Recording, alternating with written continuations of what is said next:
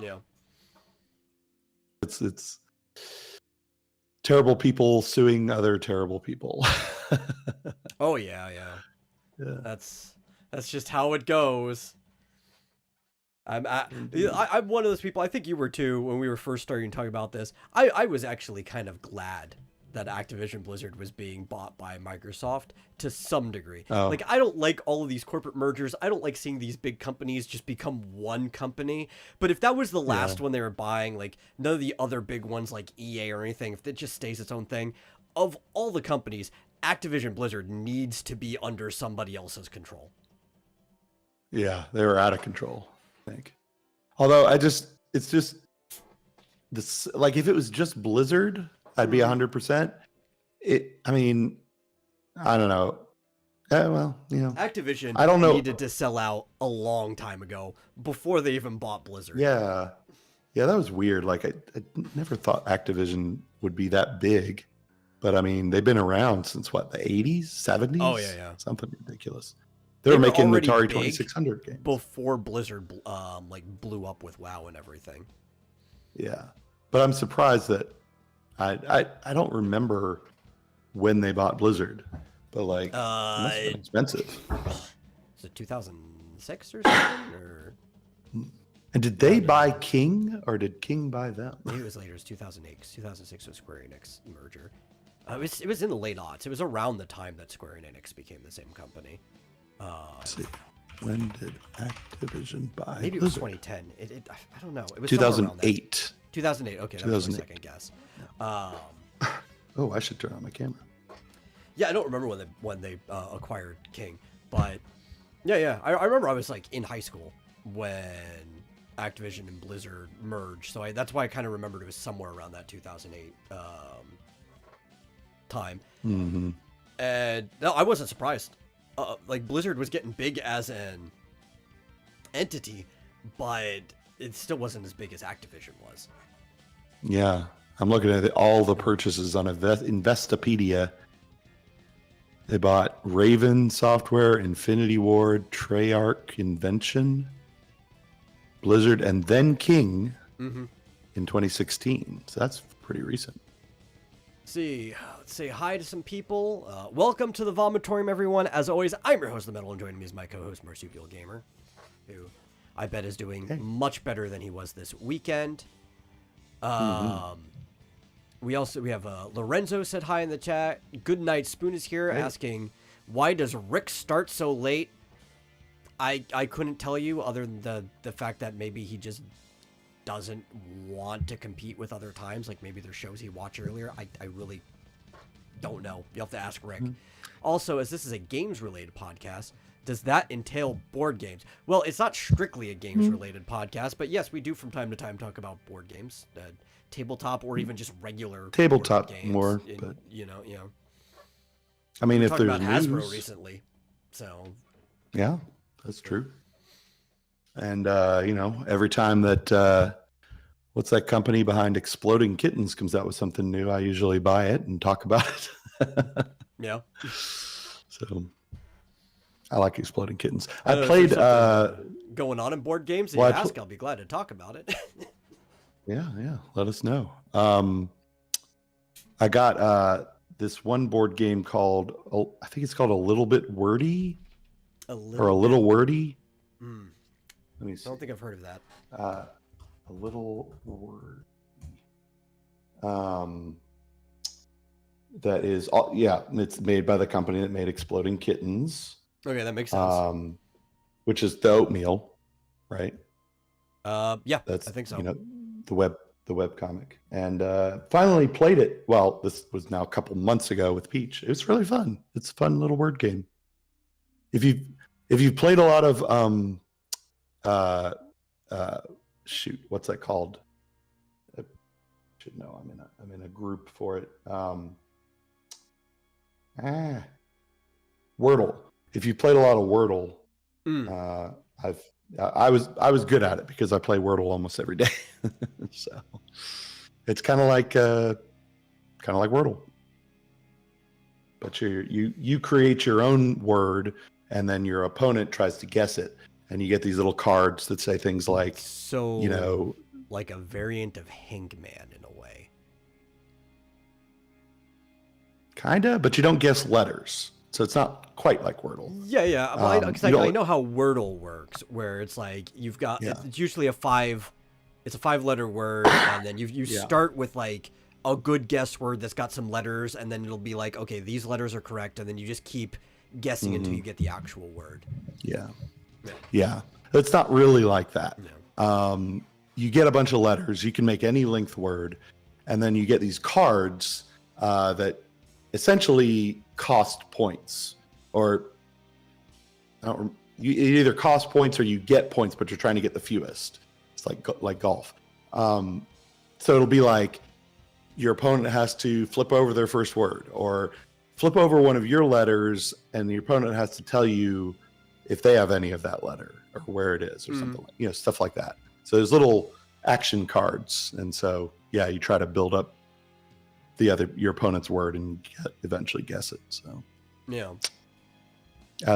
what's funny is that Peach always beats me at these kinds of games, but I beat her like 2 or 3 times in a row because I think she's just out of practice. She hadn't played a game like that in a while. So I was like, I can't believe I'm beating you. How am I doing this? Like, she's so good at it.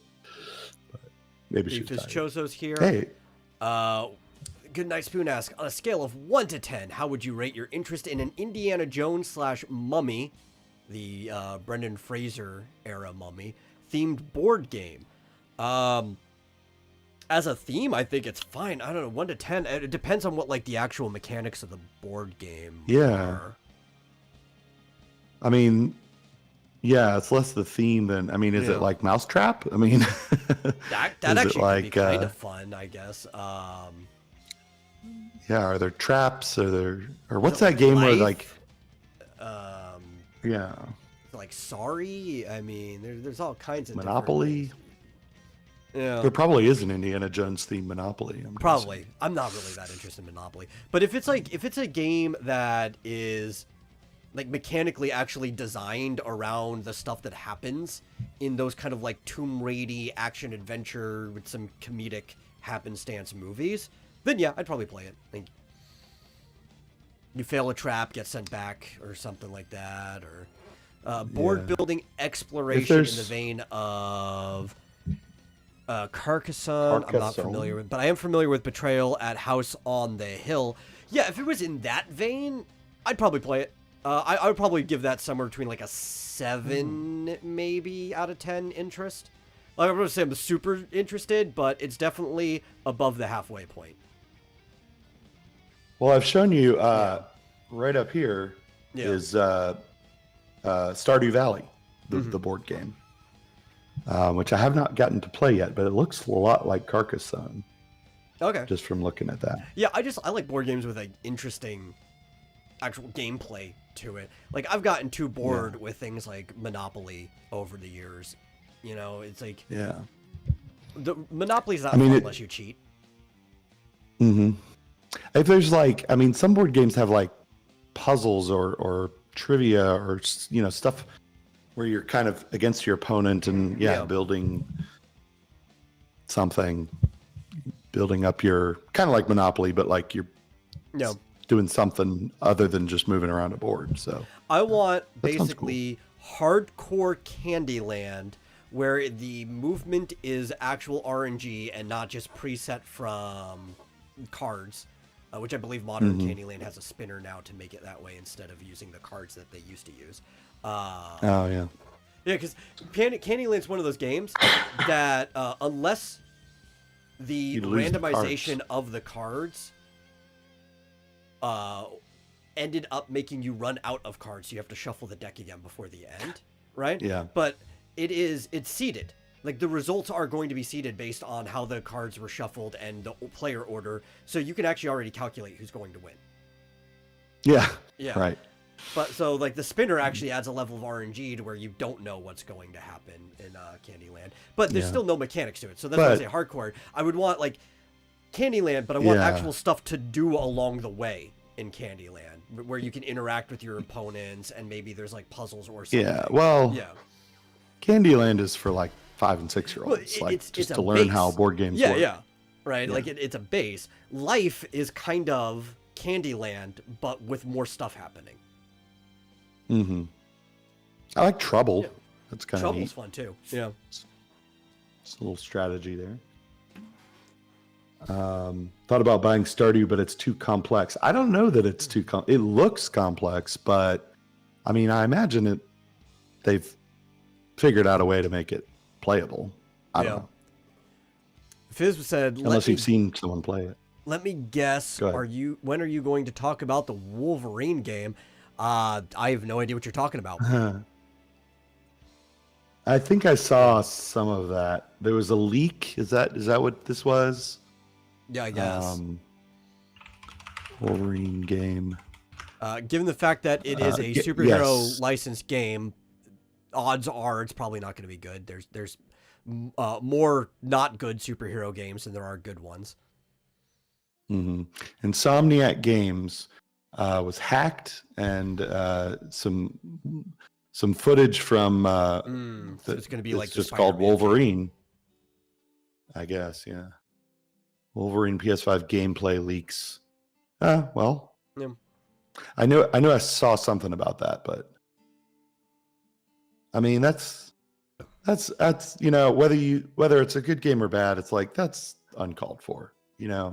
because they put. I mean, So I hate much to be effort one of into it, those and- people, yeah. but they do put a lot of effort, and it's like, wait until it comes out and then judge it. And if it's shitty, then fine. But that's Yeah. that's You don't I like you don't that. even know if it's a final bullshit. trailer or anything like that, right? Like you're judging Yeah. something on what, for all you know, could be an alpha build or something.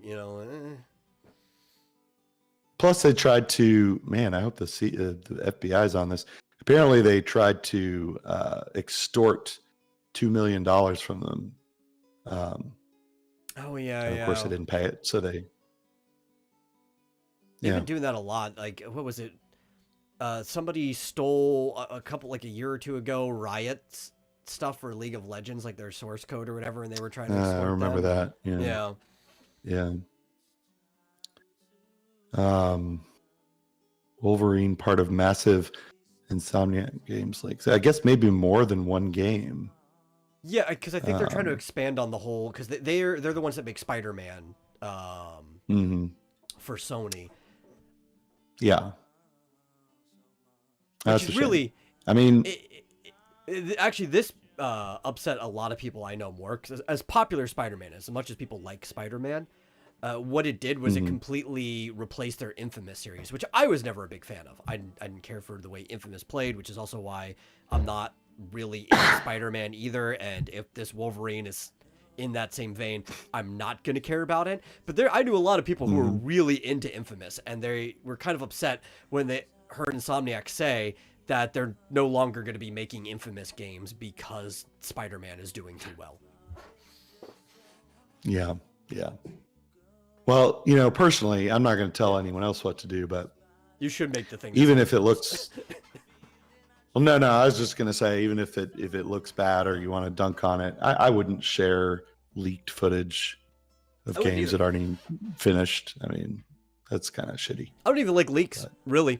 I like being kind of surprised, like I want to see like a full trailer on announcement day. I don't want to know, because we talk about it from time to time too, because everybody leaks everything, and it's kind of disappointing that we know, I don't know, like the next game Square's going to be doing 6 months out before they actually announce it, and it's like, well, that's not fun. Yeah.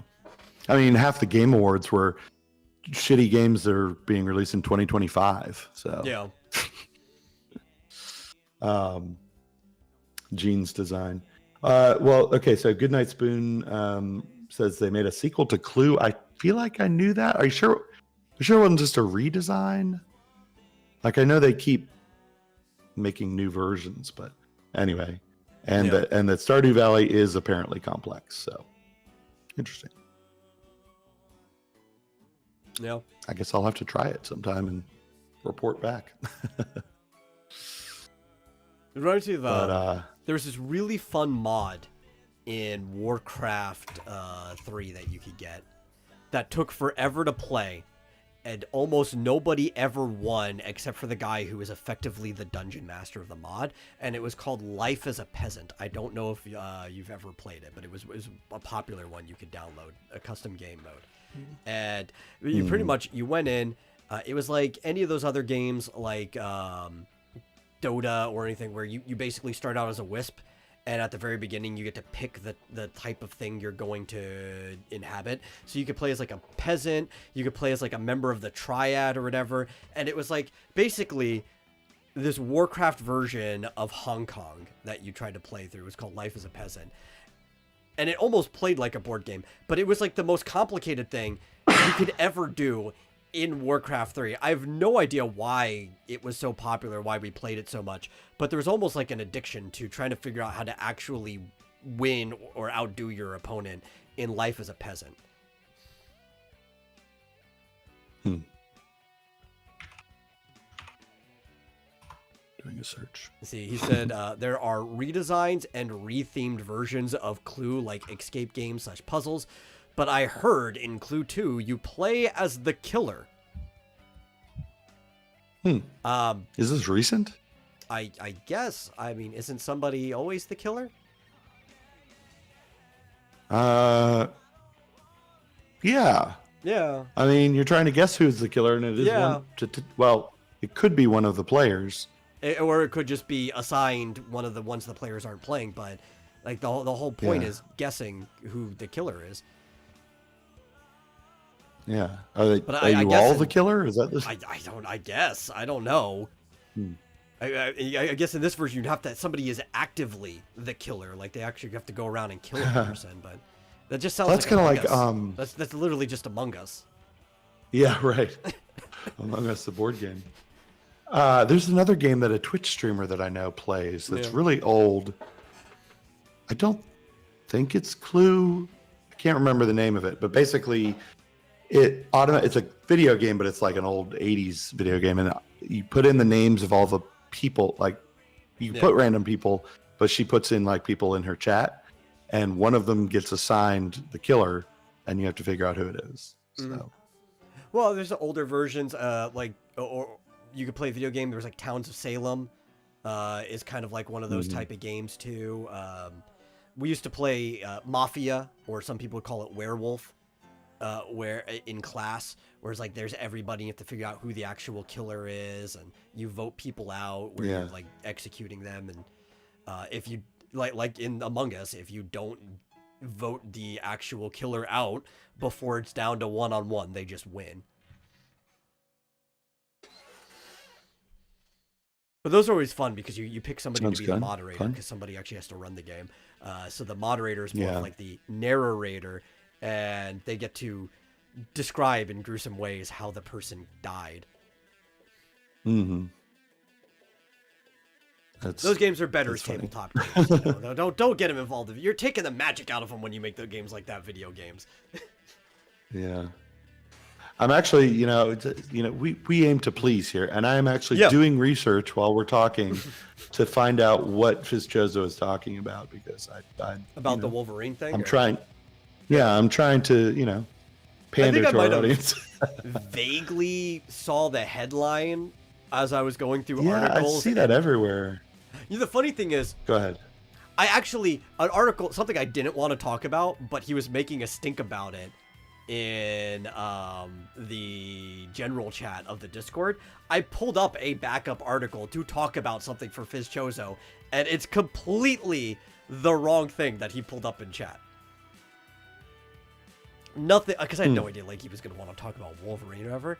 I pulled up something because he was making a big deal about how at one point in time, the one of the guys behind New Vegas over at Obsidian was pitching to Bethesda to make a like a Elder Scrolls game in the same style or vein as New Vegas, which at the time I guess that kind of could have been cool. It depends how they did it. Because I would only want them to have done it if they were bringing in things from Daggerfall that got taken out with Morrowind. But like now, I wouldn't want them to do it. But yeah, even at the time, apparently, Bethesda specifically Todd Howard just wasn't interested in them doing that with Elder Scrolls. He was even offering to maybe do it in like a different continuity, like completely spin off maybe one of the versions of the world that got destroyed or whatever, doing like a post-apocalyptic version, but they were not interested in that game being made. That's what I thought Fizchosa was going to ask about coming in here. Well, all I will say from apparently there's more footage on Reddit, but what I've seen on Twitter over the last 5 to 10 minutes looks fantastic. Actually, it looks really good. I can't find Jean Grey anywhere, but the Wolverine footage, I'm like, holy shit, this looks awesome. I mean, I gotta say, like a couple of Spider-Man games they've done recently look pretty awesome too. Yeah, I don't know. I just don't. Yeah. I think it's because I played Infamous, and like I ran around and did some stuff in the Spider-Man game back when I lived with Buck. I just I don't have fun with it. It doesn't feel fun to me. I don't like the controls in their type of games, how like it maps or it feels. Now, if it was something closer to like, I liked Deadpool. Deadpool was a fun game, and that's because it was basically Devil May Cry but with Deadpool. And I'm like, okay, that's up my alley. That won't be for everyone, but it's up my alley. Yeah. So that's basically Hugh Jackson. Well, I'm also not a huge fan of Hugh Jackman as Wolverine. I don't dislike him, but he just has never felt like Wolverine to me. Yeah. But he is Wolverine to a lot of people. Like, people who only got into X-Men because of the live-action movies, that's what Wolverine is to them. But, like, if you had even watched the cartoon before that, where he was a lot more like the comic version, or if you had read the comics, it's like, eh. Yeah. Well... Wolverine's like your drunk uncle who comes over at Thanksgiving, and is, like, making a mess of everything. Yeah. Well, I mean, they made Spider-Man basically Tom Holland, didn't they? Yeah, and I'm not a fan of that either. Games, so. Yeah. So, I mean, what do you expect? Give us a different actor and they'll make it look like that, I guess. Yeah. Look who's here. Hey, GMT, how you doing? What are you expecting, yellow Long time no spandex? see. He is wearing sort of it. Well, because he is also in the closed it already. Movie. He's actually going to be wearing yellow spandex too. Mm-hmm. That was the one thing. Like, I enjoy the original X-Men trilogy of movies. After that, it's kind of like really hit and miss on whether, like, even if I enjoyed a full movie, I could find parts I like from the other stuff, like the Quicksilver parts in Days of Future Past and Apocalypse are pretty good. But like, those movies are good. I'm still upset, even though they made fun of themselves with it, that they didn't have the actual costumes. Like that generic black onesie that everybody was wearing in sync with each other kind of made them look more like they were the Fantastic Four than they were the X-Men. Like that bothers me to this day.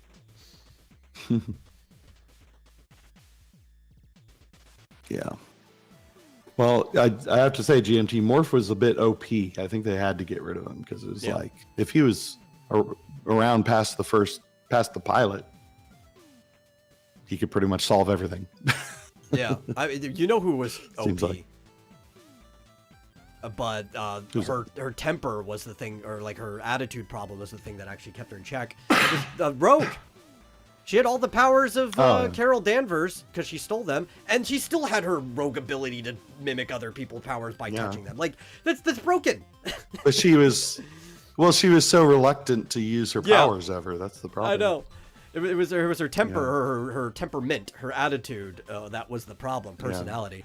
But like, she should have been broken the entire time. There should have been many things she couldn't have solved with Carol's powers. Pretty much. Yeah, Joshua. That's why I didn't say that's why Morph died in the pilot. I said that's why they got rid of him, because I knew somebody was going to bring that up. Welcome, Joshua, by the way. But yes, he did come back in a later season. I think he had been brainwashed by Mr. Sinister. I believe, at that point. So. Yeah. It's a fun show. I know my X-Men cartoons. It's a shame they're going to try to bring it back. Yeah, that's gonna be cringe. I'm afraid. I mean, I already I'm thought the very afraid. end of it was kind of weak anyway, but it was still good enough that it's like, I can watch it all the way through to the end. I don't want them. I don't want to see whatever they're gonna do when they bring it back. The animation's not gonna look as good, right? It's gonna be a little too clean, a little too digital, even if they try to mock it or probably. whatever. And there's a certain life to the old animation. Iceman's gonna be gay. Iceman wasn't in the X-Men cartoon, No, I don't was think he? so. I don't. Maybe. Maybe he showed maybe up he in Evolution. cameoed. I don't think he was in that one. Yeah. I mean, the He last was time not I in saw the- him in That's anything why was I was- Spider-Man and His Amazing Friends. Yeah. I feel like did Sony own the rights to Iceman for some reason? I don't know why he wasn't in the X-Men. don't I don't know. Now, if anything, if they could, it would be kind of rough, but I guess with the MCU now and Disney owns Fox, they could easily license it out to Yeah. Sony. They should bring back Spider-Man and His Amazing Friends, right? Because being almost like this Metro the roommates situation. Yeah, if you're gonna make Iceman gay, that's like the only situation I could see it actually working in. Yeah. Joshua says he was in Wolverine and X-Men. Was that a show called Wolverine and X-Men? It sounds familiar. Okay. That actually sounds. I missed. Yeah. I don't think I've seen that though. Problem is, I've seen too many things, but I can't remember the names of every single one of them. Yeah. But yeah, that was 90s cartoon X-Men. That particular show was pretty much like everything I know about X-Men I learned from that show. So yeah, I think they're calling the new one, which I agree with GMT. They can bring it back as much as they want, but they can't make me watch it. I think they're calling it 97 because that was like the year the show ended. And so it's going to like follow directly after the end of that show. Yeah. Yep. Yeah. Can't make me watch it. Well, do you want to see the Blizzard 2024 roadmap? I guess I'm ready to be disappointed. I don't really know anything about retail. Yeah. So I'm just going to focus on the classic real quick. Peter's apartment was awesome with the revolving things ever. Yes, I love it. You'd expect that to be more like Reed Richards' house or something. Yeah, here, let me get this set up. Did he have like a computer that came out? Oh, just everything. The walls would just rotate around, the kitchenette and everything. It would just be computers and technology and stuff. Where is? yeah. Like, it was cool. Are you? So there's I think this is just today. There's a whole retail roadmap, but I can't even comment on it because I have no idea what the hell that's all about. I just haven't played in so long, but I've been really getting into Season of Discovery, which is these little teal colored banners, the 4 sort of greenish. And it's fast. I mean, dude, I am only level 12. Like so I am so into wanting to play Discovery. If things were a little bit over here, I would be diving into it. Yeah. I don't know. Maybe I'll have to buy a couple of. Do they still sell the game time cards, or do they I have just no have to clue. subscribe? But so it's for those who don't know, they're doing this progressive level cap. So at the moment, the level cap's 25, but it looks like they're going to go to 40.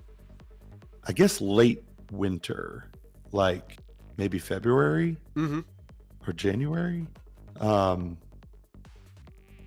Late winter. So I guess I better get going if I want to do raids and stuff with Dillard, because I'm only at level 25. I'm only at level 12. But yeah, it's cool that they've added these runes, and Asmongold talked about how, interestingly, the runes have kind of broken the game in a way. Oh, I think that's what they intended. Because it's kind of fun. It's completely unbalanced, all of the classes or job, whatever you call them. Jobs, whatever they're called in that game. They're classes. So like classes, yeah. So apparently, currently, and I'm sure they'll move things around, but currently, melee characters are kicking ass, and any magic user, R.I.P. Dillard, is sucking right now.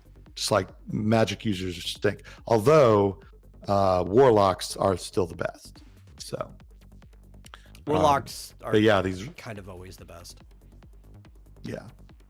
But these runes have given so much extra power to melee players that now people are complaining, but I don't know why. Is the ability to summon other players a rune? Or Not yet, but okay, goddamn it, do you it should still be. need a warlock if you're going to do like your raids and stuff like that? Okay. As far as I know, you still need a warlock. Yeah. As you can see on screen, Fitzgerald, this is World of Warcraft Classic, and we're specifically talking about the sort of Classic Plus thing that they came out with like a month ago. That's the one thing they need to add. What's that? Is the ability for other people to use like the summon ability, the call, right? Oh yeah. I think everyone agrees with that. It's kind of ridiculous. Like, you have warlocks to are have a cool, warlock. but you don't want to have one. You want options. Yeah. But I guess the most interesting thing, and there's some other stuff with Classic, Cataclysm Classic, blah, blah, blah. But the last one on the far right says end game content updates. So they are going to go up to level 60, which is what the original Classic went up to. And then they're going to change the end game. That's interesting. Because they are adding some raids and some end game activities in summer. But for the most part, at least so far, it's been pretty much the same with just like a couple little additional quests, like the runes and, a few little things here and there. But I mean, updating end game content is basically Classic Plus, isn't it? Sort of. I guess as long as they add stuff that wasn't there before. So yeah, I mean, I wish they would add more lower level content, but I mean, I guess that's sort of the idea too, is that they're kind of keeping people at the lower levels for longer. Well, they technically are though, right? Because if you've actually looked at the like level 20 raids or whatever, right? Like the each tier point raid, the dungeon that they're turning into a raid is more complex than it was before. Like the boss fights are harder. They're actually turned into full raid fights. Which was stupid because, like, the boss that's like on the I can't remember the name of the dungeon, but like there's a waterway that you're on, and you're on the docks, right? And there's like a big, almost like Tauren Minotaur like boss, right? And he's like spinning around. Dead Mines? Yeah, in the Dead Mines, right? And he's like spinning around or whatever. And she's just knocking everybody off of the platforms into the water constantly as he's spinning. It's the funniest thing. Oh yeah. Like in the new one, in this one? Yeah, it was like originally like a level 20 dungeon or whatever that they turned into like the end game dungeon, and they actually made the fights more interesting because instead of just being like a small like 4 to 6 man dungeon or whatever you're running, it's like a full raid dungeon now. Oh, that's cool. See, I haven't gotten there yet. I'm only level 12, and I don't have anyone to do. What is it called? Ragefire Chasm? Isn't that the level, 15? Like 12 to 15? I don't remember. Yeah, somewhere around there. Dillard's... I got to get Dillard to run me through that. I don't know if he's done it, but he's a higher level, so... GFT says, change endgame. I'd swap Thanos and Ultron's level of threat in the MCU, and everyone would hate me for it, but I would be right. It's not the endgame we're talking about, but that would be funny. Yeah. Here, I'm gonna stop streaming that. Yeah. Anyway, I thought it was cool just because I'm, I hate retail. I don't think they can fix it. I think it's just gone off the rails. But the problem maybe. is it's not that they they're couldn't trying. fix it. They would have to they'd have to dial some things back that they're not willing to dial back. Though they used to be, right? Because remember at one point they did a number crunch, which pissed a lot of people off, but it was probably the best thing they ever did for the game. Was reset back down to 60. Yeah, and I think it's just it's too complex. Like a new player, like how do you get into it? It's too complicated. They need That's to a problem get rid with, of some of the. most MMOs. 14's even dealing with that problem right now. There's too many. There's like a skill bloat, and it's not like I don't like having all those skills, but there are skills that replaced other skills, so you could just take them off your hotbar, but you really can't because you might get level synced down to in a lower dungeon, so you still need those skills there. So then they decided, okay, well, some skills that are just going to evolve, right? Like Fire 2 is just going to evolve into Fire 4 because it's like an AoE version of Fire 1 and 3. So they're just going to have those evolve so they don't have to take up different space on your hotbar. But there's still just too many things. You get all these things that you don't need, and it's like only a few classes like the Paladin actually end up using all of its buttons, but you have all of these buttons here, and you don't even, unless you look up guides, know which ones you do or don't need. It's stupid, right? And that's just a general problem that any game that's a WoW-like starts with WoW, all of their clones and stuff have that exact same issue.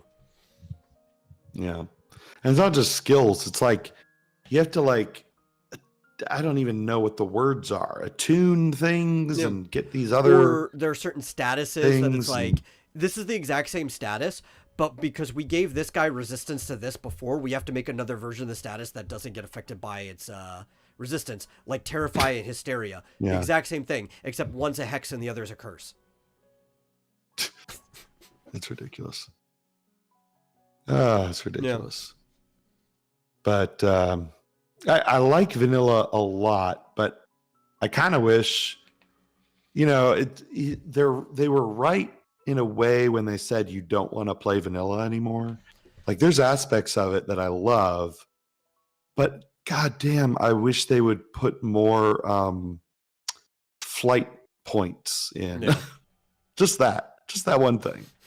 Because I can't tell you how many times I've walked from the starting area of the Torrens up to Thunderbluff to back down. Oh, yeah. Up, down, up, down, up, No, down. just become friends with a mage. Can I please come and get you and take you everywhere you need to go?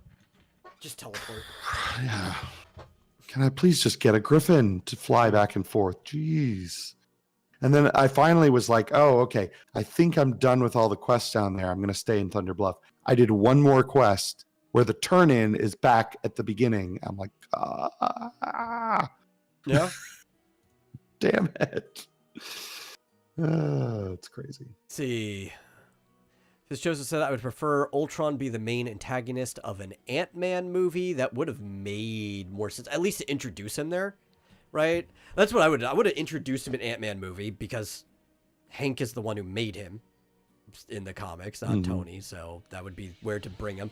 But then I would have had him think they defeated him, and then he went underground, started connecting. That's when I would have had him connect to the internet after that, and then had him start building himself in maybe an old nuclear testing silo or something, and then come back as an Avengers villain, stronger, and be that also the reason why Ant-Man joins the Avengers. I think it would be a much better through line. I don't understand why. So could he? I mean, I don't want to get off on that tangent, but could he not proliferate through the internet because Jarvis prevented it? No, Jarvis became Vision. I don't understand. He could have stored himself on some server where they'd never find him. Yeah. I don't know. Ultron offshoot becomes QAnon. Yeah, that'd be funny. I actually do have MCU related news, which has been going around, and it was that Marvel drops Jonathan Majors after he was found guilty of his assault and harassment, what's it called, trial. But personally, I think in general, what you do in the against the law shouldn't affect your career. But at the same time, media, your face, your reputation is part of the market, part of the selling. So if you are going to drop anybody, at least they waited for him to, the trial to end and he'd actually be found guilty. At least they waited for a guilty verdict this time. Yeah. Well, they were going to wait till the bitter end because he's, let's say, got the right look and has the right opinions. So they were going to hold on to him.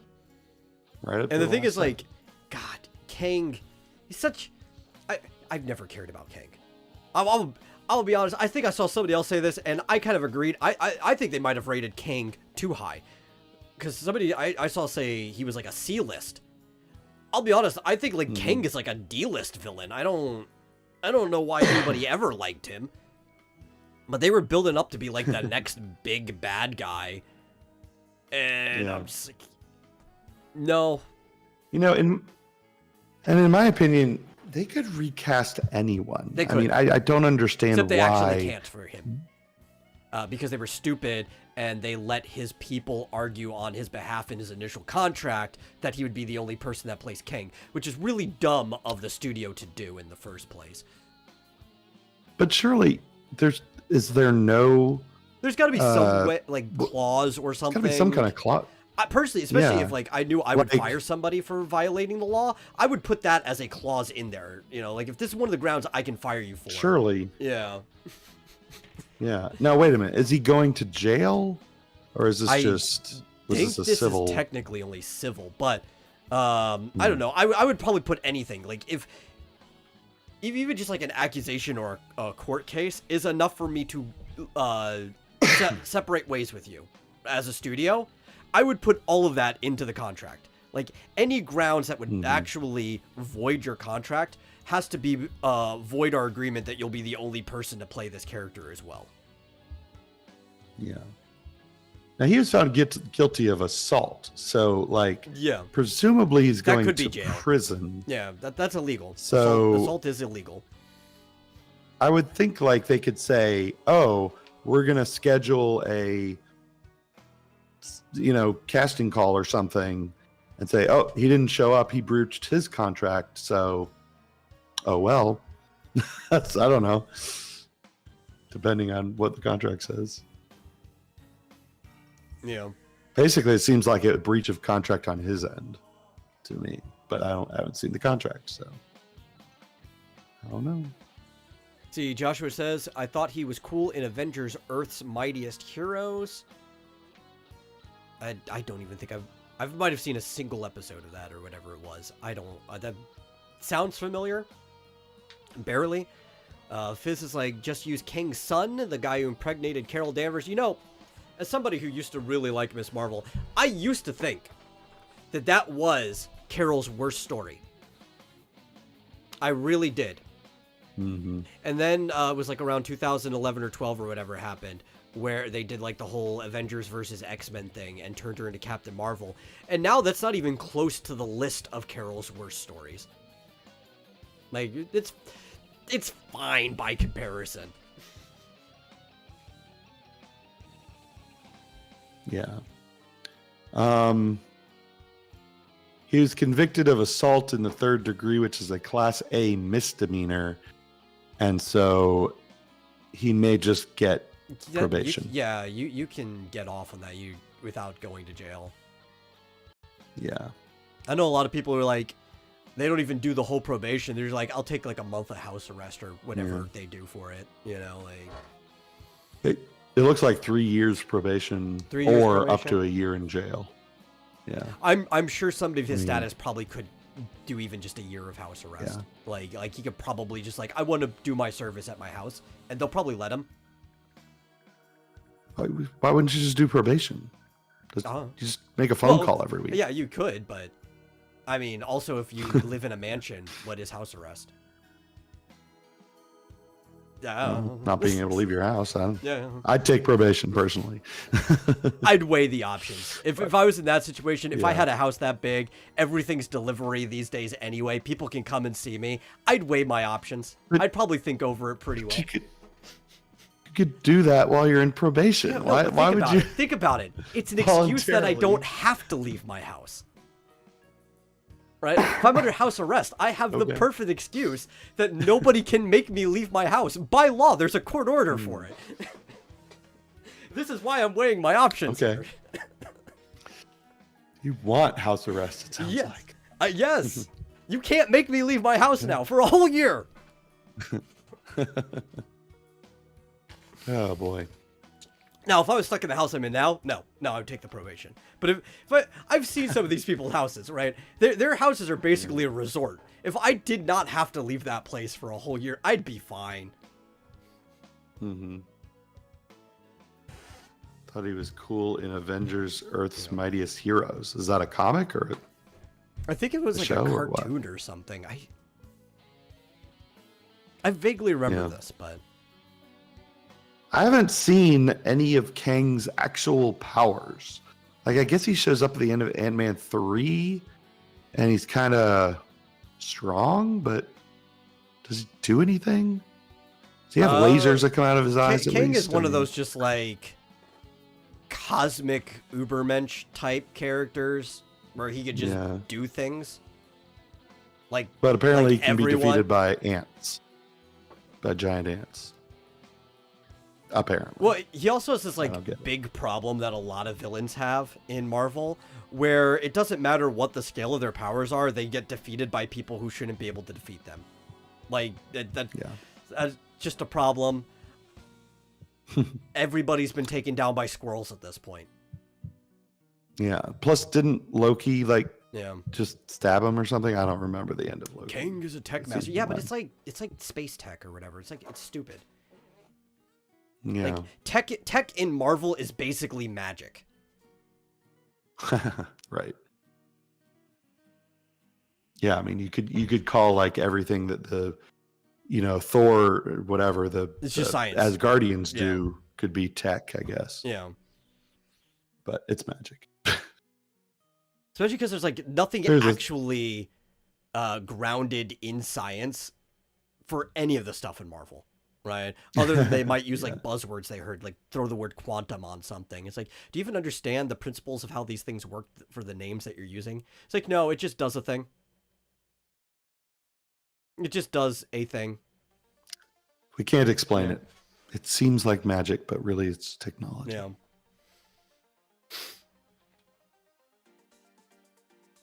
Well, I just can't imagine that they literally can't recast someone else. Yeah, I know. Just because They're stupid. like, I imagine there's got it. I don't know. I guess we'll At find least out. with Doctor Doom, they don't pretend there's not magic involved. Like, he does science stuff, but like all of his tech is magic infused as well because he does sorcery. So at least like there's like this half honesty Yeah. to Doctor Doom stuff. Even Batman needed prep time. Yeah. Yeah, that's what I like about what's in it? Thundar, the Barbarian. There's technology, but there's also super sorcery, as they call it. Yeah.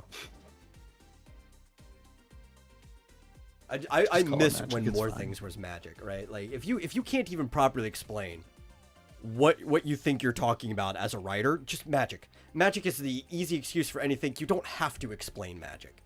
Sometimes it's cool Yeah. if you have some rules for your magic, but the more rules you add to your magic, it actually starts to become no different than technology.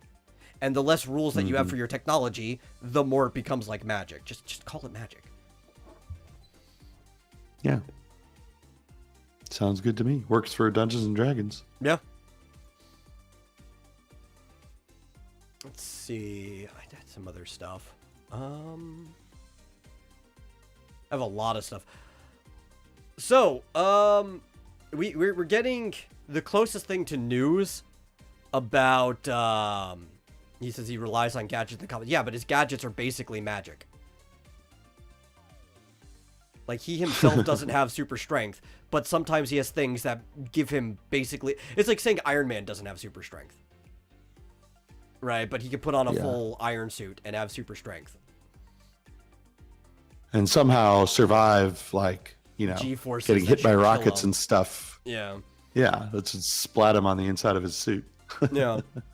But the closest thing to news about the next Nintendo console that we're probably going to get for a while, Anumo was in an interview talking about like Zelda and everything else that's coming up, and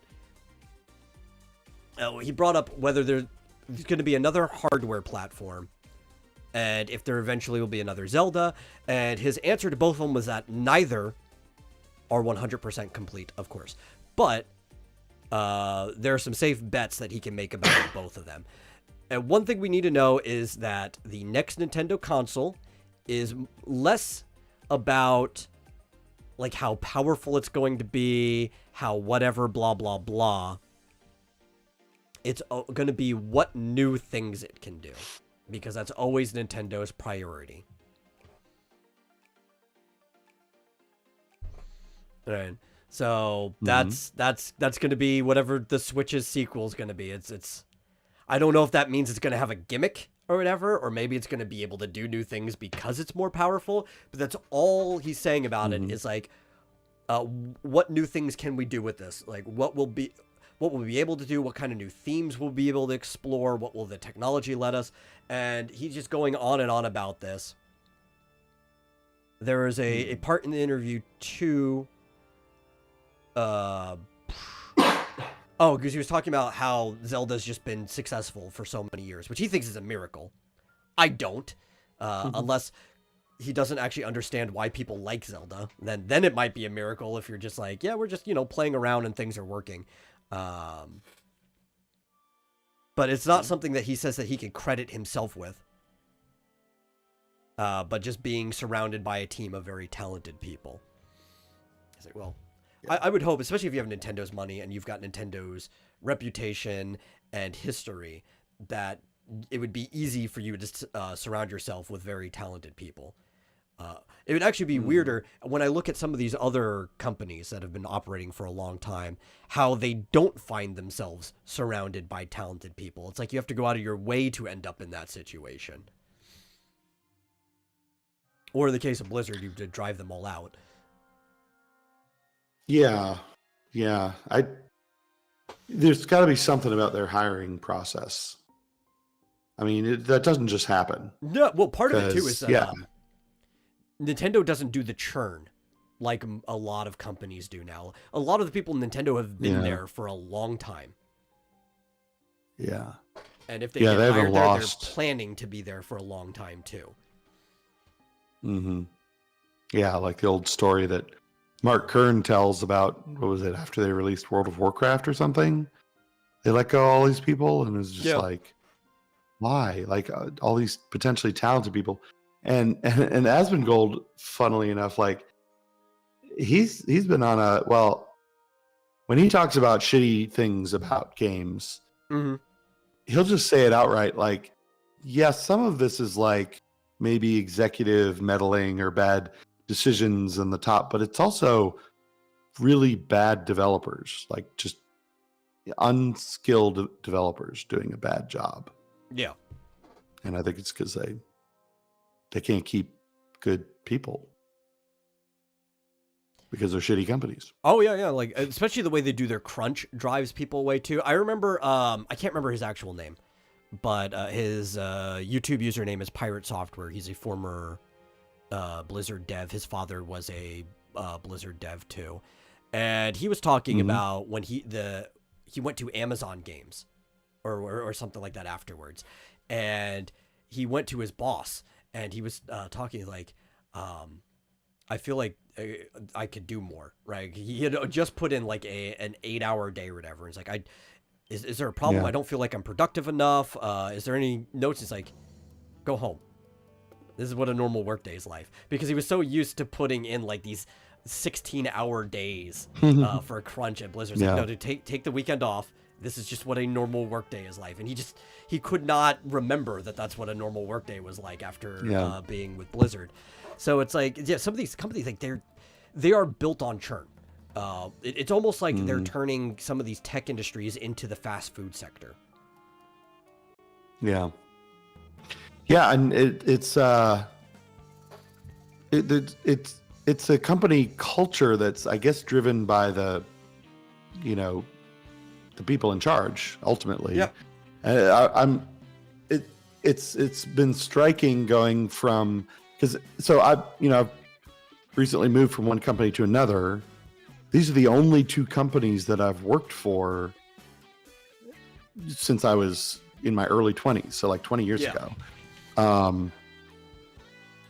But the difference, and I didn't even realize until I went to a much better company, the real problems with my old company.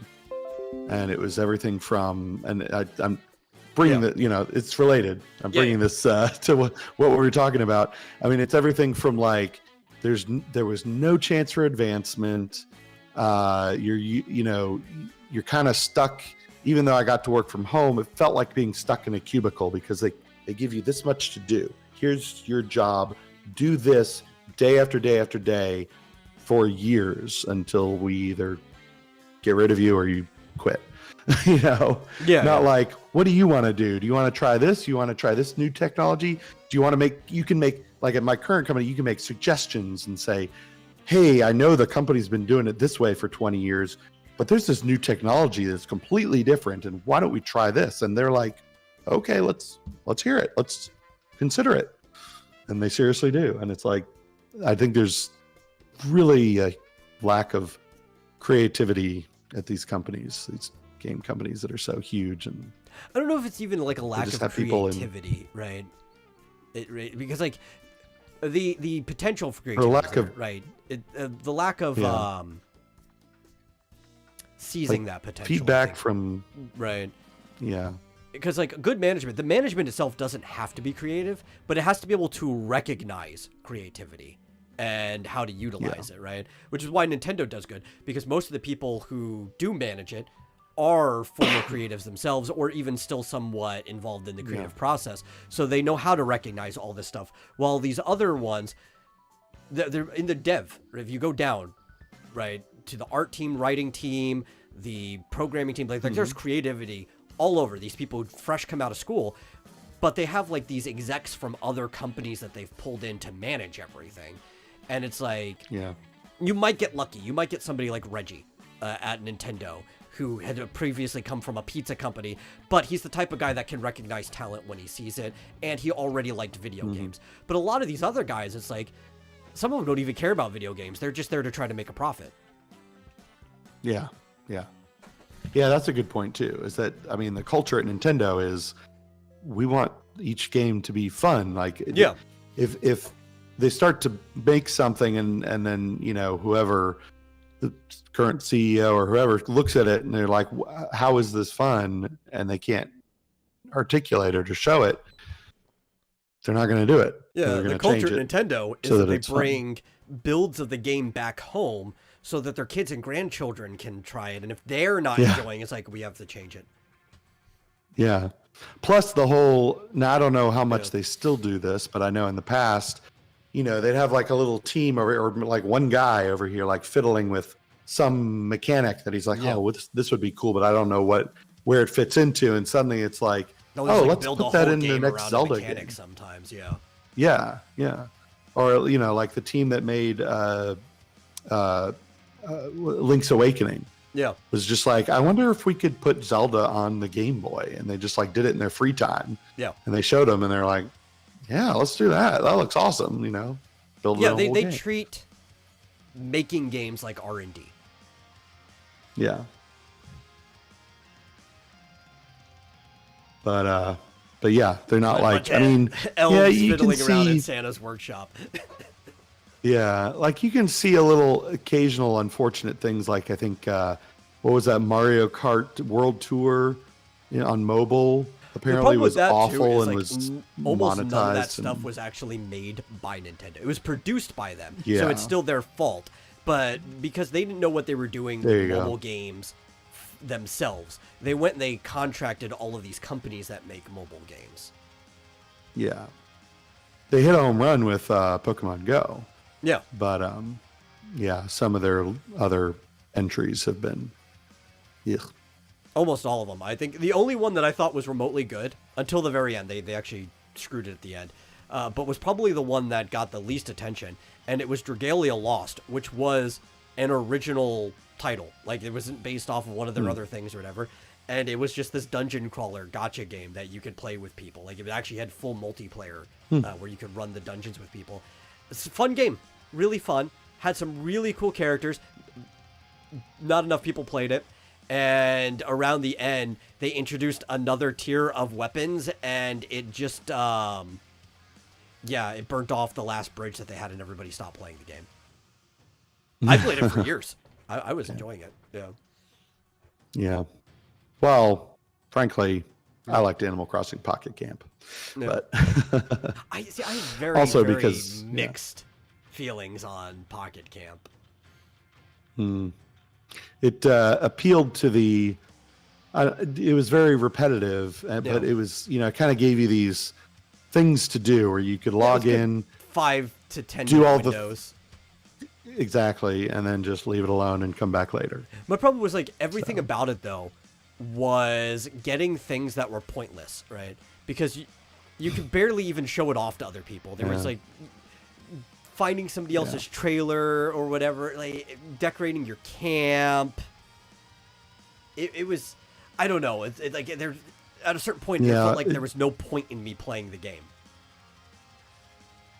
Yeah, well, the reason I gave up on it was because as you progressed, I mean, like any game, like any mobile game especially, things got harder and harder. So it was like, okay, it took me a week to like get this much farther on the Happy Home Designer part because you had to collect like different furniture, and then it would take a month to get to the next, beat the next level. And then it would take literally a year to get all the things that you needed for the next level. And it was like, I can't take this anymore. Like, I'm not progressing. It's too slow. And I'd rather just play the Happy Home Designer game on the 3DS at that point, Yeah, frankly. So it was fun while you could still progress, but eventually it slowed down to such a crawl. Yeah. Let's see. Mike Walters is here. Yeah, I was going to say, let's catch up with chat a little bit. GMT said Nintendo AR goggles confirmed.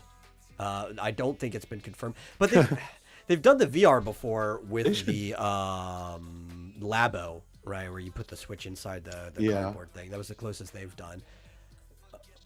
I think, well, they did AR with the 3DS. Yeah, well, I was going to bring that up, too. I think AR would probably be the best thing to go back into it. But you'd have to, at this point, sell either a separate camera or you'd have to use like the Switch Online app to do that.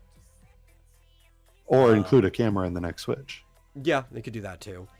Or I guess they could make goggles that service that too, as a different accessory you could buy. They should partner with Apple with their Vision Pro. Maybe. See what they can do with that. Maybe. I mean, it looks like the most comfortable of the AR things I've seen so far, despite looking like a scuba mask. Yeah. His Joseph says, I thought it would be called the Super Switch. I still want them to make something, go back to the old titles and call it like the Ultra Nintendo Entertainment System or something like that. I liked the old naming mechanism. Or Dolphin? Was that what the Wii was called? That it was Project Dolphin. That was its code name when it was being made. Yeah, it was the was that no, the it was Nintendo GameCube. 64? The GameCube was Dolphin. Wii was Project Revolution. Oh yeah. Let's see. What was Project Atlantis? I don't recall. I just remember Dolphin and Revolution. Those are the only project names I remember. Okay. Yeah, let's see. Came up. Switch U? Oh, that's... Switch U is apparently what Sony that was what did, the... isn't it? Basically. With the PlayStation Portal. Yeah. Apparently Project Atlantis was the code name for the Game Boy. Okay, that makes sense. That actually makes perfect sense. Yeah. Let's see. And Mike, this is Metal. Are you excited for Friday? Sorry to get me excited for things. I'm ready. What's Friday? I'm going to be on his show again. Classic Comics. I think we're reading Dell Comics, which I think is going to be like a collection of funny and stuff like that. So it'll be fun. It'll be fun. I wish they would. Yeah. I wish they would slow down just a bit, Nintendo would, on new console designs. I think everybody would. Or wish they would. Like, if they want to add a camera and introduce some AR stuff, great. But, like, otherwise, just make it a more powerful Switch. Just do that. I mean, the Nintendo 64 was just a more powerful Nintendo NES. I mean, sorry. The Super NES. Yes. The Super NES was just a more powerful NES. That's what I meant. The difference, the 64, which technically was also a more powerful SNES in many ways, but it was the fact that it actually went up to 64-bit computing. Yeah. But like, I've even seen the Huge leap. code, and it's like, yeah. But like, you could take an NES game and basically add a couple of extra hex characters, and the code would pretty much run the same. Oh, yeah, yeah.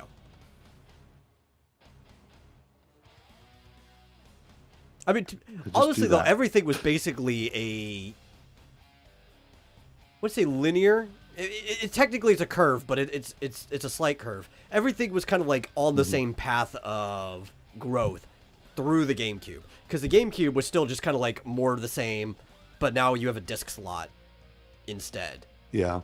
It was the Wii that started shifting things up. It's like gimmick time. Yeah, right. Well, I think because it seemed like every successive console was less successful than the one before for Nintendo, right? Each one sold a little bit less, a little bit less. Yeah, and I think part of that too was this was before the boom, right? There was growth in like people buying games, playing games in general, growth in the audience during the 90s, but it wasn't that much of a growth, right? It was almost like a linear growth in the 90s. It wasn't until like the early to mid aughts that we actually see like the big boom around the time that like the PlayStation 2 comes around, right? Which is the GameCube's era, but we're also seeing more competition. That was the most competition that an era had since like the early 80s, right? Because we had 4 people participating in the console wars, one of them even dying that generation. Yeah. I wonder if it was like the Dreamcast that made Nintendo say, we don't want to compete on power, because that's what Sega did, and look what happened to them. Yeah, it was the most powerful system at that time, and they lost. Yeah. Might have been. It might have also just been that they also put more money into R&D than anybody else's, and I truly think that they had the foresight to know that there is a graphics wall coming, and they saw it all the way back then. Like, we're just not rushing towards it. There's no point to rushing towards it. Yeah. I'm still waiting for GMT to explain her more powerful Switch. Kept waiting Steam for Deck? the punchline. Yes. I guess, yeah. Yeah, RIP Dreamcast. Dreamcast was definitely ahead of its time. Like, people say that about a lot of things. It was literally ahead of its time. And that's what killed it. It was too ahead. They put too much money into it. It didn't sell enough. And if they just held some of that stuff back for the next generation, they might have been able to coast. Yeah.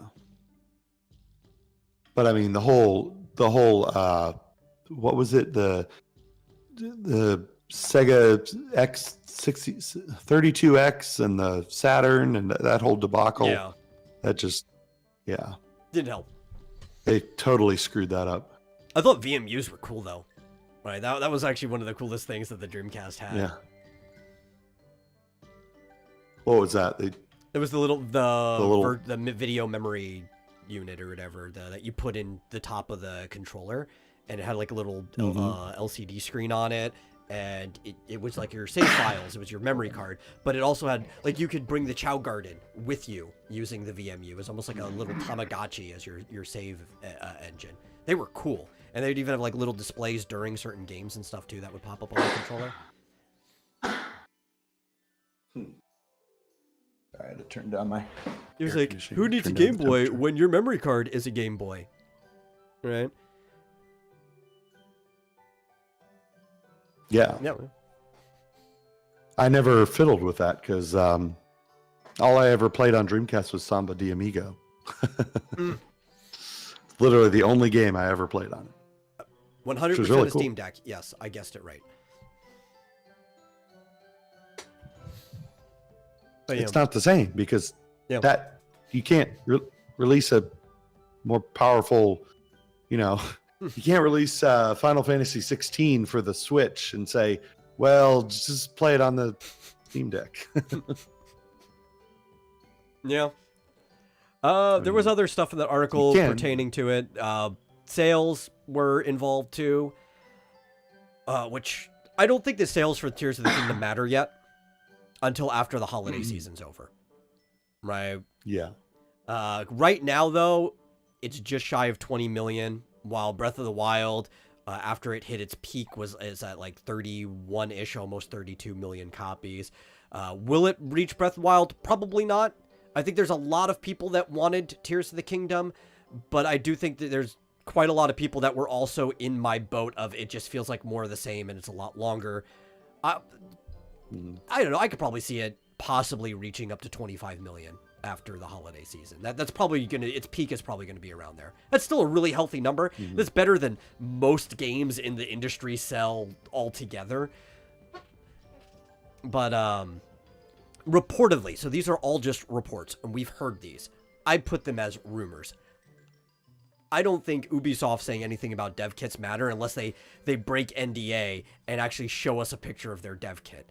But reportedly, Nintendo has already sent out dev kits for Switch 2 to some developers, and they've begun building games with it. And the console is, again, reportedly set to launch public next year. But officially, Nintendo has not only not confirmed any evidence of the hardware existing, it's actually straight up denied the evidence of dev kits existing, stating that a new console will release before the year 2100.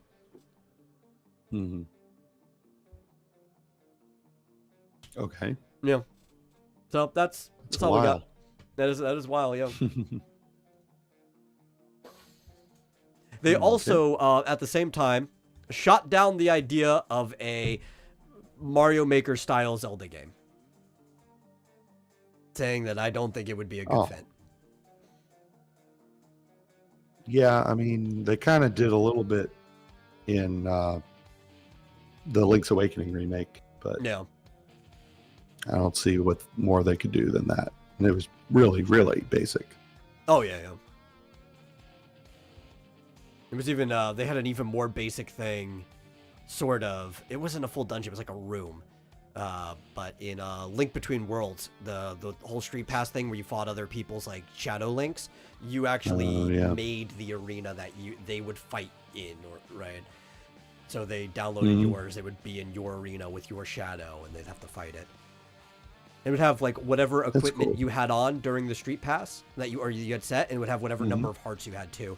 So somebody who was much further in the game would be way harder to beat than somebody who just started. Yeah. Yeah, I don't know what more you could do. Like, you can't just... You're going to have people building a whole world? Yeah. Zelda? It's like, your dungeons probably couldn't get any more complex than like A Link to the Past. Right? Anything past that is just... No, it's not happening. I mean, the problem is, like, it's hard enough that in Mario Maker, like, you have to be able to finish the level. They have to... I guess you'd have to play your own... in order to upload it to the server. I guess you'd have to play your own level and make sure you can beat it. But I don't know. That sounds really complicated with a potentially... Even if it's the 2D version, 2D Zelda, it's still top-down rather than a side-scroller, so it's The more whole thing complex. about a side-scroller, too, is that it is an action-based experience. There is action in Zelda, but Zelda, to its core, is more of a puzzle-based experience in the adventure. So it's like most people's dungeons would suck. Let's be real. Most people can't make puzzles that are interesting. Even using like what's at hand, like a lot of them would be Switch puzzles, like A Link to the Past, which the Switch puzzles are probably some of the most fun ones in A Link to the Past. But like, it's not like people are going to make interesting ones, right? They're mostly just going to be boomerang Switch puzzles that you could get past easily, or they're going to be stupid, where it's like it's very precise, and you have to get the boomerang past this one little slot or whatever, and it's going to be poorly made. It's like nobody's going to have fun with that. There's going to be like a handful of top puzzles by the few people that can make good dungeons, and people are only going to play those. Yeah, I mean, if you want to do that, just get like RPG Maker and make your own dungeon game. And it's kind of like that with Mario. bigger. But there was a lot of other things you could do. So the good levels were made by like a handful of people who could make really dynamic, interesting levels. But there were other fun things, like there were people who would tell stories with their levels, or they would do like musical things, where so they can make gimmick levels. And I think that's what makes Mario Maker fun. I don't think gimmick levels would be as fun in a Zelda dungeon. Mm-hmm.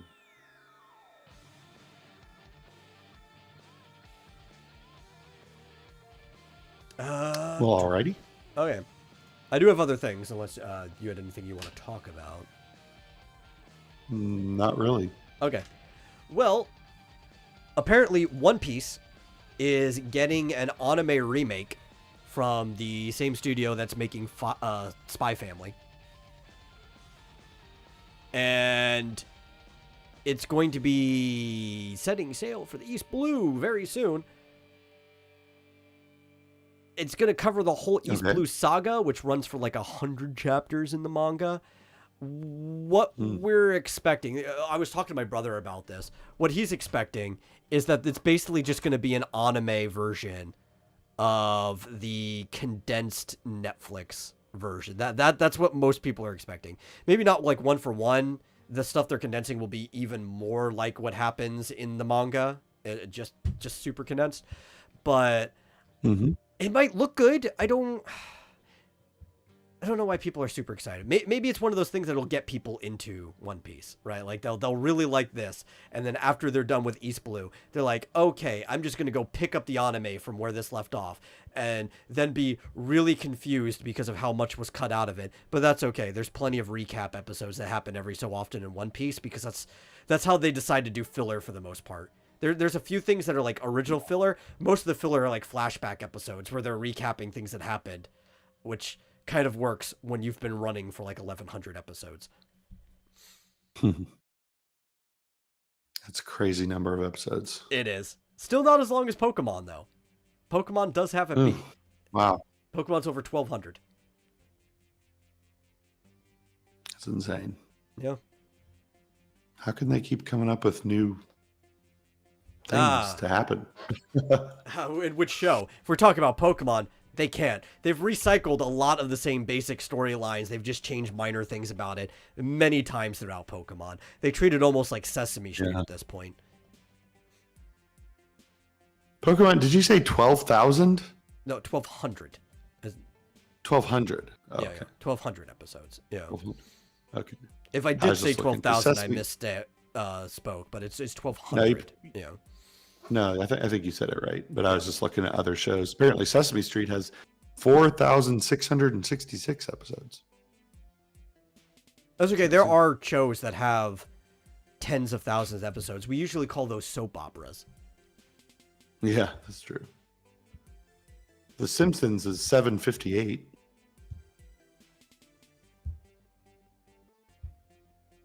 Yeah. Yeah. It's amazing. Now, Sesame Street hasn't been good for years. I'll be honest. Like even when I was a kid, I don't think the episodes that were coming out when I was a kid were good. I much preferred the reruns. I saw a video detailing this, and after watching it, I was really thinking to myself, and I was thinking, this video is probably right. I think Elmo killed Sesame Street. Because Elmo kind of changed the nature of Sesame Street. And I started seeing less of my favorite character, which is Mr. Snuffleupagus. And that's because, he's inherently tied to Big Bird. And if you're seeing more Elmo than Big Bird, you're also not going to see Mr. Snuffleupagus. And I think that's a crime. He's the best character. Yeah. There was a whole plot line where basically Big Bird was gaslit into thinking that Snuffleupagus wasn't real, like he was an imaginary friend, because nobody else ever saw him. That's so good. That's such good for a kid show. And then he showed up, and it was kind of ruined that. It's because there was a whole thing about at the time that I think it was like kids were being kidnapped or murdered or something. Like parents weren't, or it was assaults. It was assaults towards kids. That was it. There's a whole like string of kids being touched by adults, and adults weren't believing them. Right. So they're like, we can't on our show have kids not being believed, because Big Bird's just like a 7-year-old. right? That's what he's supposed to be. Yeah. Right. So they had to change it to where they started believing him. Like they met Stuff Lovecast. So it's like, it was bad for us to have doubted you, Big Bird. Yeah, that's what it was. Yeah. It was a like sexual assault thing going on. Oh, jeez. Yeah, because the real world flavors a lot of what happens specifically in Sesame Street, because a lot of Sesame Street was made to kind of counteract the way that TV and the world was at the time. One of the reasons that it was one of those shows that did diversity for good reason. A lot of these people that were on it could not get jobs in other shows, right? And Henson wanted to reflect the actual type of multi-ethnic inner city like demographic that you would get in that type of neighborhood, and everybody on it would have been considered like a minority at the time. Yeah.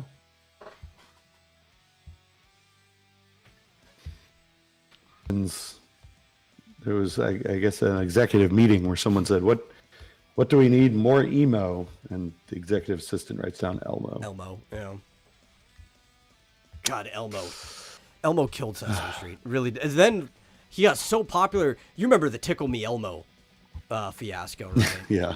I think there were literally people who died during that, trying to get the Tickle Me Elmos. If not, they were at least hospitalized. But I think I remember there was like people who actually died, because it was like the Black Friday stuff that we're used to, where people running each other over, but it was for Elmo specifically. Well, was that any worse than like Cabbage Patch Kids or Beanie Babies? It actually was worse. It topped it.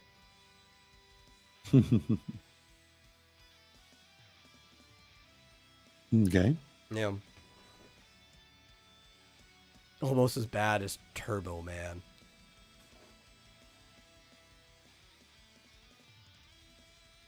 Turbo Man. What's the name of that movie? Oh, Jingle All the Way? Jingle All the Way, that was it. I haven't watched that movie in forever.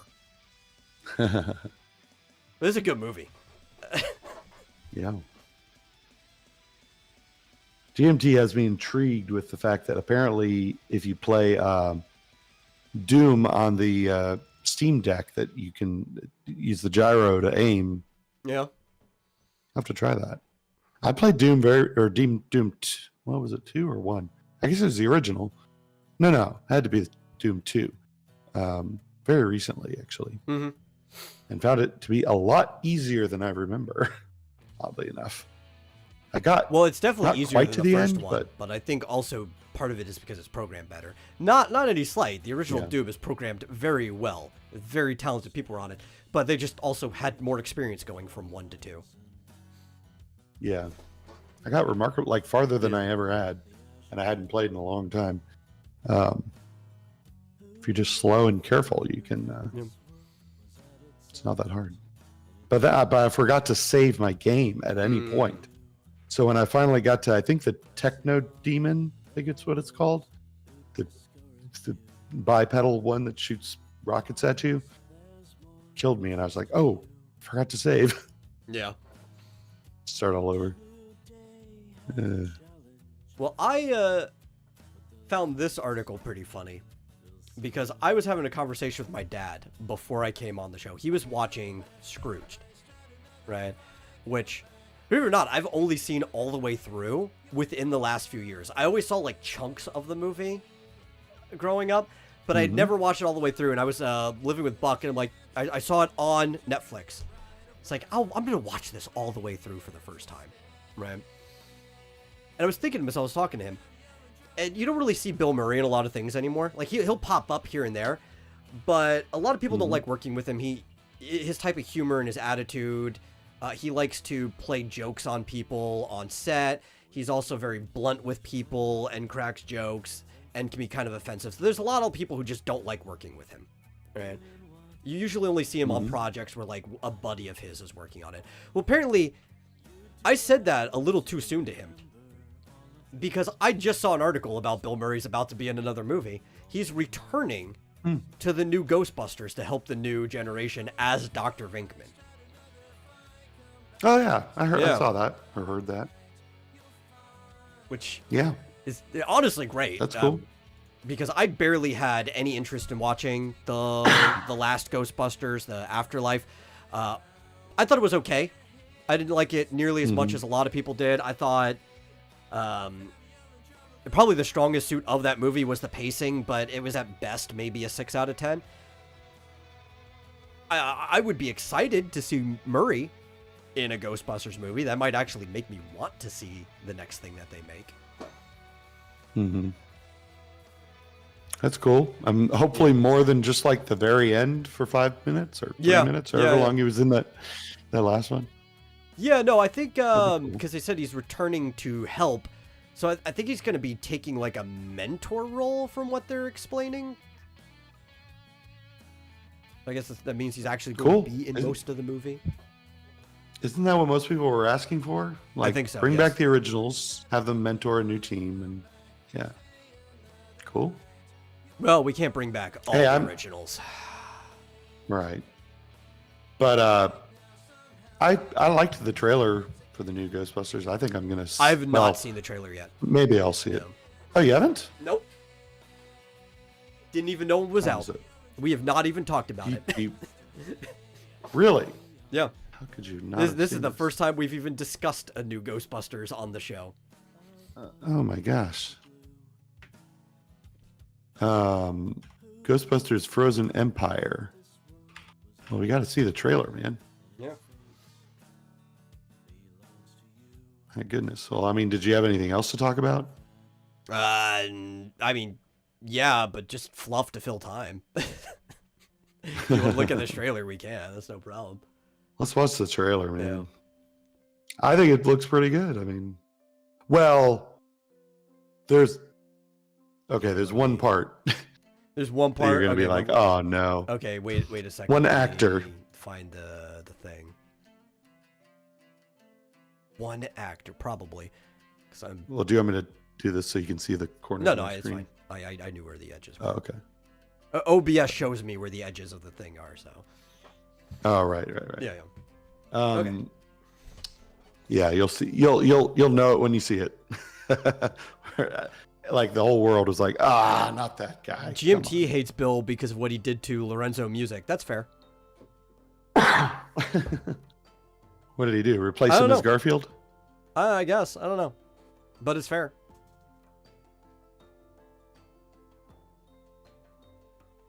Yeah, it looks cool. It looks like they kind of went back to sort of the horror movie genre, kind of.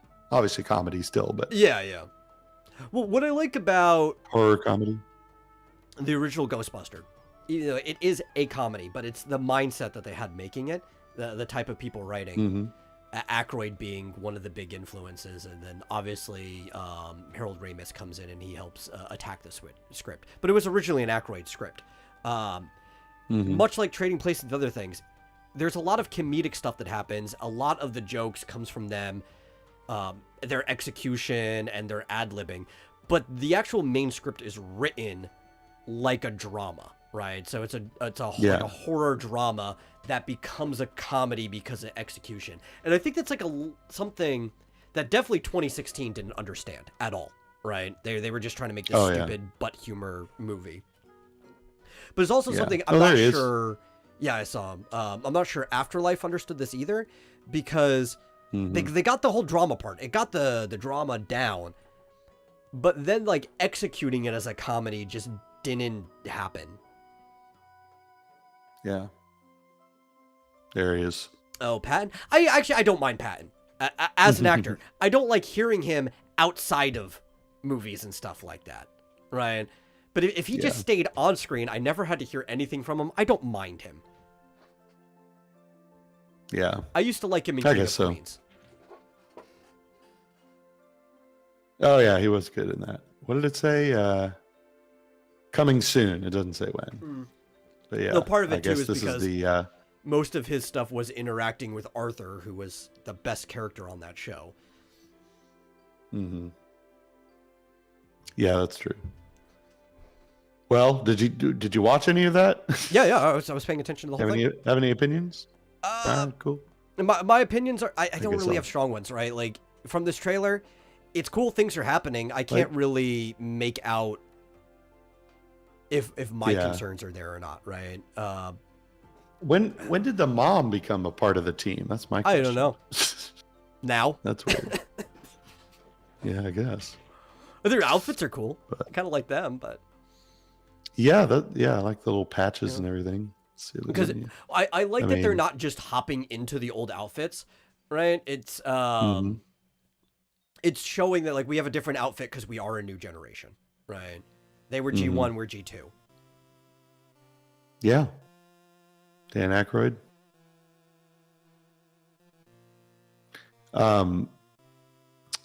I like that they're back in New York. That's good. Yeah, that's They're where not they in should be. Some product. Yeah. And it looks I don't like know what's happening most of here. this they went back to the original firehouse that they turned into their base. Yeah. Apparently, this creature's plugging stuff into his head. Yeah. But they've got that guy. Forget his name. Yeah. Is that Harold or Kumar? Is that either? I can't remember.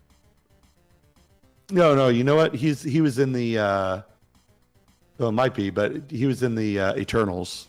Eternals. Yeah. I don't think that's either of the people you're thinking of before, but. Oh, okay.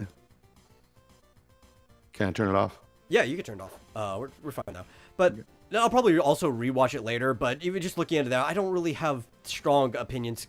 It's hard to tell. I might have to see more. But I'll probably give it a chance. I'll probably like I did eventually watch Afterlife. And Yeah. you know, I might it's, watch this one sooner than how long it took me to watch Afterlife. I'm not sure. More promising. Yeah. Is that Cal Penn? Is it Cal Penn? No. It didn't look like it Am I- from that angle, but it could have just been a bad angle. Did I do a racism Maybe. by accident? Because Cal they Penn's all look face seems more narrow. narrow than that. It could have just been a bad angle and I wasn't recognizing it. Yeah. No, it's no, it's Kumail Nanjiani. Okay, I thought it He was was. in the Eternals. Yeah. Sorry. I'm like, Doesn't I'm look not like him, super familiar with that actor, but I've seen Cal Penn in enough things that it's like, that doesn't look like him. Yeah. GMT says they could do a Ghostbusters East and West thing like the Teen Titans and the NBA. Yeah, they could. Like Okay. a Ghostbusters International may have been a thing that they've tried before. I mean, it would just be national now, but it would expand into like an international. Yeah. Yep. Well, I can't believe you missed that. I don't know when that Yeah, came no, out I didn't exactly, even know it but, dropped. I didn't see it. And the thing is, like, usually stuff like that shows up in the feeds of the places that we normally get our stories from, and I didn't see it at all in there. So. Yeah. I don't know why. It just came out about a month ago. A month ago. Well, trailer. yeah. I didn't even... A month ago. Wow. Yeah, I completely missed it. But this article that brings November it up- 8th. November 8th, yeah. This one was talking about how he himself is going to be in kind of a mentor role. So it's not just going to be a cameo, because even from the trailer we watched, any of the, like, Aykroyd or him, you could assume it's just a cameo. You only ever see them for, like, a second or two on screen, and you don't know how long that's going to translate to the movie. He's actually going to be helping them out. I don't know if they're going to be going on, like, escapades with them. That's probably still going to be, like, Rudd's character is going to be the one going out with them. But they're probably at least going to be there in the station being, like, a mentor figure. Yeah. I imagine so. I recently saw. Oh, go ahead. I was gonna There you talk to Fizz talking about Adam Sandler's playing an astronaut. I did not see a trailer for that. Probably won't check that out on air, No. but I don't know. I'll go look at it after the show. Adam Sandler has been hit and miss for me since I want to say Spanglish. Ever since Spanglish, like it's been hit and miss whether I liked a movie, because that one was and then it was like I like a lot of his stuff, but It looks like a trailer dropped just today. Yeah. Something called Spaceman. Anything before Spanglish, though, solid. I'll watch any of them. I don't care. Yeah. I was going to say, when it comes to Bill Murray, I have to say Lost in Translation is just a masterpiece. I love that movie.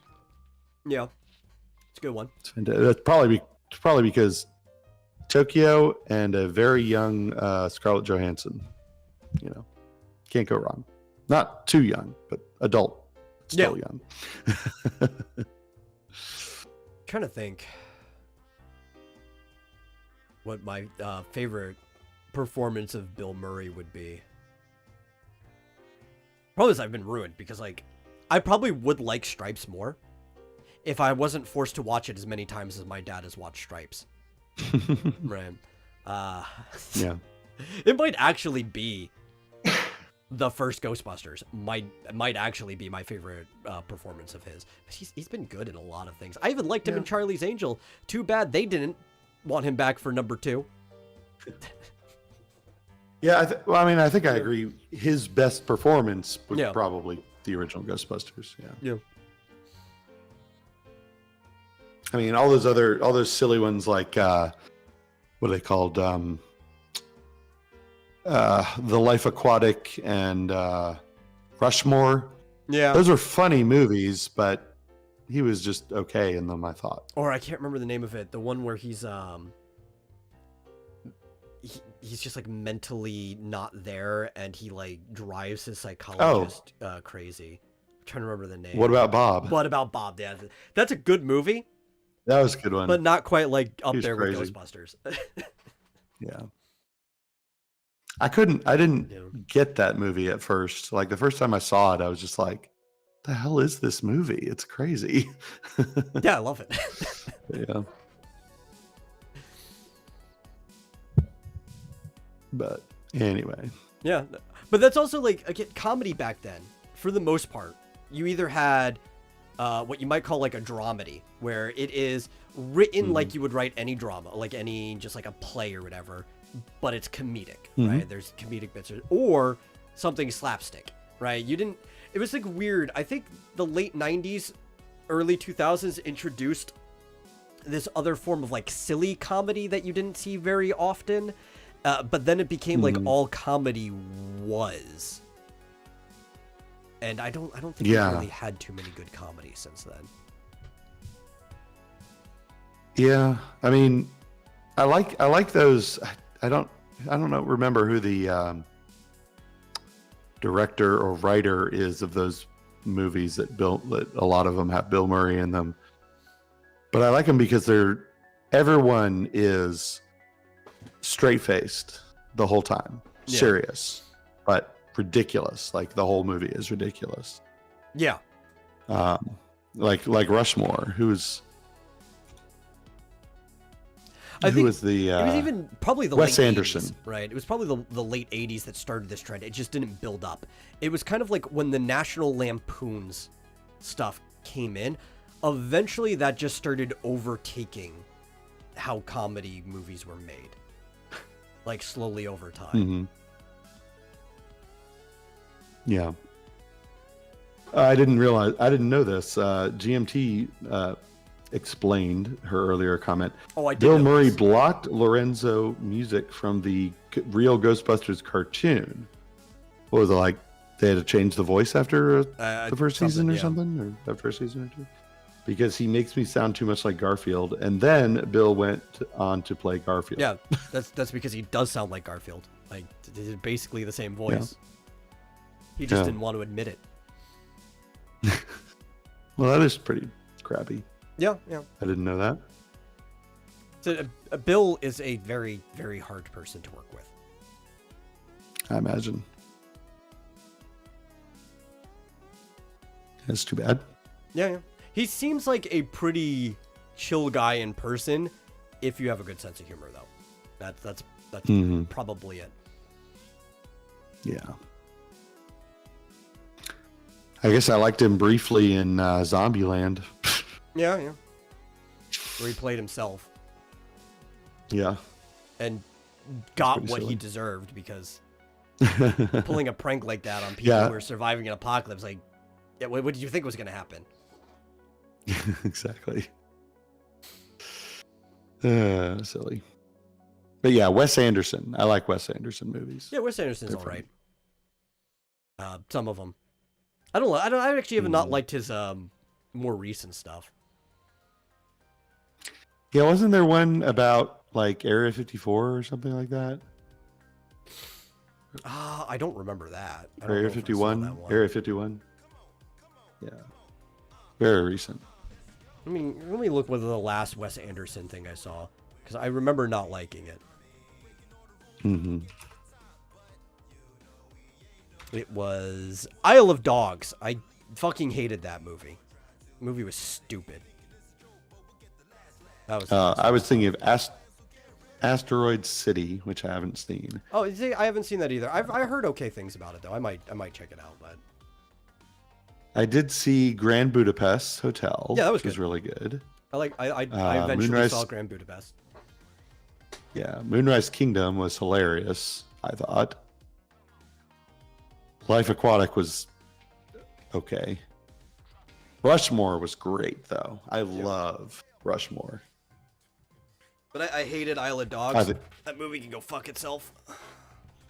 I've not seen that. Huh. Disney. It's on Disney Plus, apparently. I don't know. It just felt like it Okay. wasted my time. The whole time I was watching the movie, just felt like it was jerking me around. Apparently, GMT loves Asteroid City. So I'll have to check that out. Yeah, I'll put it on the list. Just came out this year. So Yeah, that's why I haven't seen it. I haven't caught a lot of things that have come out this year. oh, you know what I just watched? What? On Netflix now, Gran Turismo is on Netflix. It's available? I'll watch it. It's been on my list of things to watch. I just couldn't make it to the theaters to watch it when it was there. It's pretty good. I mean, it's a very formulaic, underdog gets into a sport he's not fully prepared for, and She does Sure, want you can to imagine the ending. caveat. She was on some pretty great painkillers at the time that she watched it. oh jeez. I think GMT came out of hiding because I tweeted at her Maybe. Yeah. like today or yesterday. Told her time zones need to go. They do. I think that's it. Yep. I don't think I've got anything else worth talking about other than the fact that, Blizzard owes California money for, being sex pests or something like that. And there was actually a And funny I'm back. thing. Yeah, there's there was one funny thing real quick. We don't even really have to talk about it, but you can make a comment if you want. So the dev that created Iron Lung is raising the price of the game from $6 to $8. And his reason is, I want more money, which I think is fair. That's a fair reason. If you think your audience, like your actual market, will sustain it, whatever. Yeah. And he says, straight up, I just like the honesty there. I think that's more than, even if it's not fair, I like the honesty. He's like, if you don't like it, go pirate it, or something. I don't care. And it's like, I can respect that. Especially with like a, Is it selling a lot?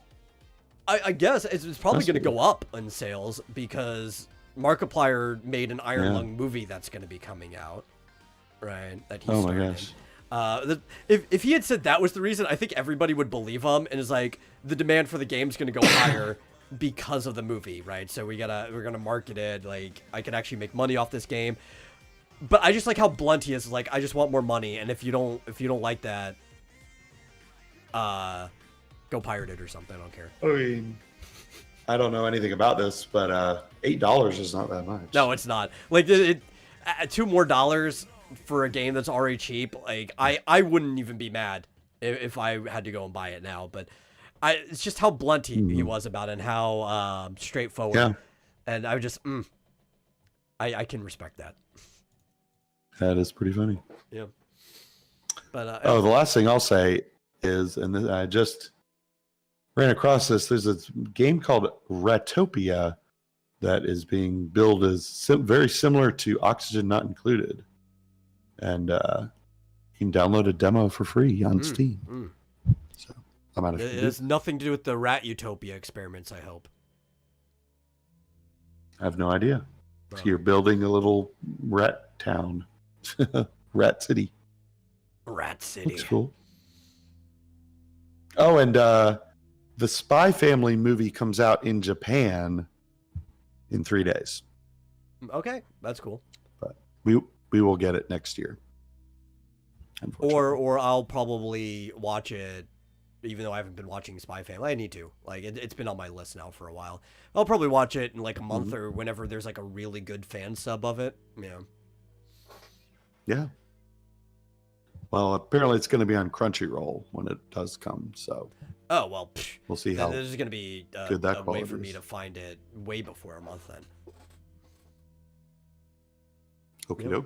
Well, not the Japanese version, the American version. Oh, I thought they were going to put the subbed version up there as well. They will, but not until 2024. Oh, okay. So yeah, fan subs. Yeah. Fan subs are better anyway. Yep. They tend to be more accurate. They don't localize shit.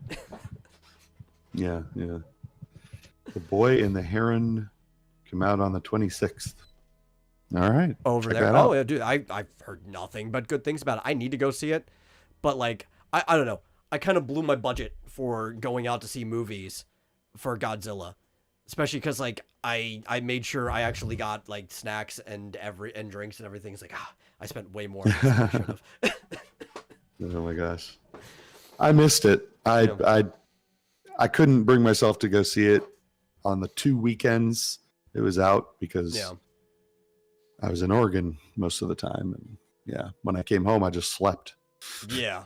So oh well.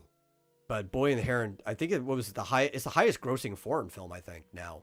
Like it broke some record. Like here in the US locally or something. It was like the highest grossing film. I don't know if it's total foreign or just film from Japan, but it broke some record. Okay. Yeah. Which is not surprised. Cool. It's a Miyazaki Ghibli Robert film. Pattinson's in it. Yeah. Oh yeah. Sorry to interrupt. No, it's like it's a Miyazaki Ghibli film. You expect it to break some type of record. I think it's probably going to get Best Animated Film. It's either that or Mario. Those are the only two things that are competing with each other. Hey, it is at my favorite theater tonight in 13 minutes. So I missed it, but hopefully tomorrow. Oh yeah, it's all day. No, wait, that's Wonka. I don't know. Anyway. Fuck Wonka. It's here too. Yeah. There are 2 Batmans in it. No, it can't be here. No, that's Wonka too. Because I think Bale, who has a history with Ghibli dubs, is also in it. That's really weird that you search for the movie. It apparently shows showtimes. Oh yeah, it is. Okay, it's confusing. Anyway. Bale also played Hal. I'm done. Yeah. Who? Hal from Howl's Moving Castle. Oh, is another Ghibli film. He was a big fan of the Ghibli films. He told his agent that the next time there is one to get me in it, and he just wanted to be like a background character or whatever, and they casted him as the main character of the movie. Well, the leading man. There's more than one main character, but yeah. But that's oh yeah, I've seen this. Yeah, it's a good movie. I've seen like trailers and stuff. Yeah, cool. But that's it. That's it for the show. You guys, you be good. You share this out with other people. Normally I say whether you like the show, if you enjoyed it. I don't care if you liked it or not. Share it out with other people anyway. But if you did enjoy it, and you want to show that enjoyment, you can give a donation to streamlabs.com/vomitorium live. Really helps us out. And we'll see you guys on Saturday or whatever, or Thursday if you want to come by and watch a double feature with me. We're going to watch some classic Christmas movies. So, yeah. Cool. See ya. On Discord. Mm-hmm. See ya. We're in person. I don't care.